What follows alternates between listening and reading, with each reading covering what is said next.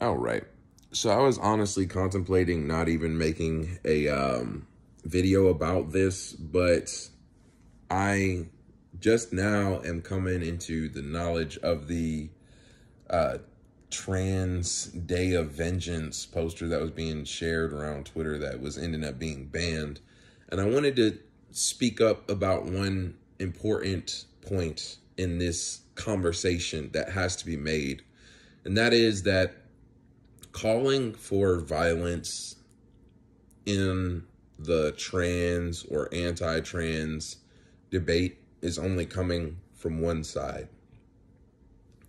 Even the people who are talking about, protecting children and worried about grooming or worried about child transitioning or children being exposed to drag shows, I don't see people threatening violence or threatening to harm these people who are doing these things. Even though when it comes to the children, I wouldn't think that that would be going too far in reference to your own kids being indoctrinated into these kind of situations. But more so, there's nobody out there who's calling for violence against trans people specifically because they are trans.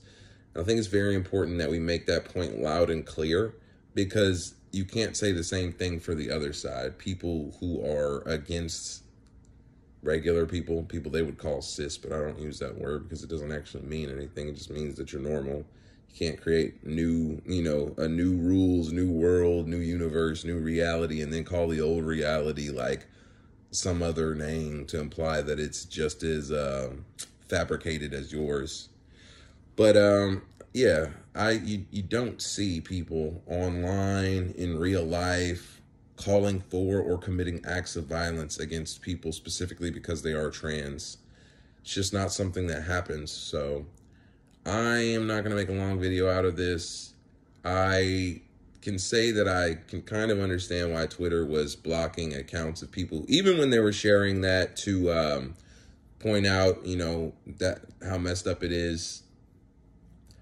It's like I have a split opinion on it, because of course you want more people to be aware that something like that is even being organized or happening, so we can understand, hey, this is going on and it shouldn't be.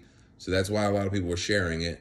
But at the same time, there are a lot of people who could see that as it gets shared and try to participate.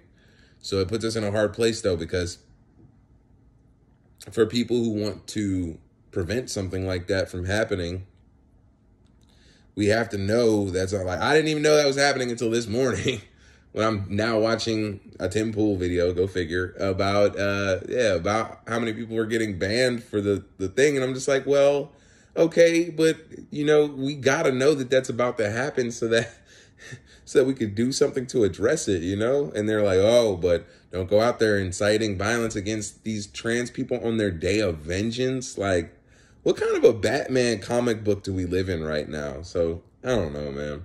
I'm just saying, I will repeat one time, the violence, the calls for violence, the calls for attacks, vengeance, and all this stuff is only coming from one side. But I think that people should be aware that this kind of stuff is going on, because it's dangerous rhetoric. What a dark place we've descended into in the United States.